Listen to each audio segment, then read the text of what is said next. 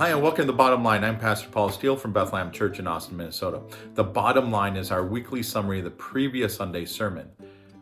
And we are in this sermon series called The God Who Redeems, as we look at the book of Exodus. Exodus is an important book because it becomes the prototype of what it looks like for God to rescue his people. And on Sunday, we looked at a very well-known part of Exodus, which is Exodus chapter 3 through chapter 4, verse 17. And this is God commissioning or calling Moses from the burning bush. And when God calls Moses, he doesn't start by telling Moses what to do. Instead, he started by showing him who he is. Moses was standing on the far edge of nowhere. He's been 40 years removed from the palace.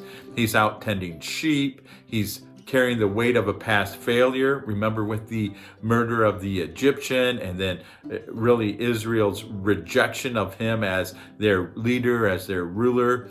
And when God spoke to Moses from the burning bush, Moses did what most of us would do. He objected. Who am I to do this? What if they don't believe me? I'm not a very good speaker. Please send someone else. Now, underneath every one of those objections was the same fear. What if I'm not enough? What if I'm not enough? And God never answers that question directly because it's the wrong question. And what we see in this passage is that God kept coming back to one promise. I will be with you. You're not going alone. I will be there with you. I will give you these signs. I will be with your mouth. You don't have to be afraid. I will be with you. See, the power that we discover in Exodus was never about Moses' ability. It was always about God's presence. Israel wasn't delivered because they had a strong, charismatic leader.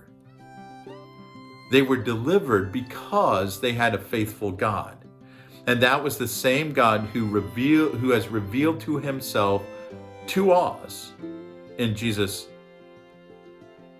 And when Jesus sends his disciples, and when he sends us, he doesn't say, go figure it out, be impressive, have it all together. No, he says instead, go and make disciples. I am with you always. That means when God calls us to serve, to love, to forgive, to speak, to disciple, or to step out into something very uncomfortable, he already knows our objections. And he doesn't dismiss them, but rather he meets them with his presence. So the real question isn't, am I enough? The real question is, do I trust the great I am? God still delivers, God still calls, and God still goes with his people. And when we trust who he is, we can obey what he asks, knowing we never go alone. And so our big idea from Sunday, the bottom line, is this: God reveals himself so his people can trust and obey his call. God reveals who he is so that his people can trust him, obey him, go with him.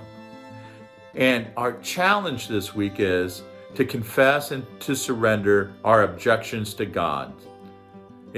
God is calling us to do this. God is asking us to be more generous. God is asking us to forgive this person. God is asking us to invite this person to church. And we have all sorts of objections why we can't do that. And the important part here is to acknowledge those, confess them, and ask for God's boldness, for his wisdom, so that we can do what he has called us to do in spite of our fears. So I hope you have a wonderful rest of the week. I hope that you can join us here on Sunday mornings at 10:30. So you can join us online, either here on YouTube or on Facebook. You can join our live stream, or better yet, I'd love to see you here in person Sunday mornings at 10:30, right next to Ellis Middle School here in Austin, Minnesota. Thank you, and have a wonderful rest of the week, and God bless.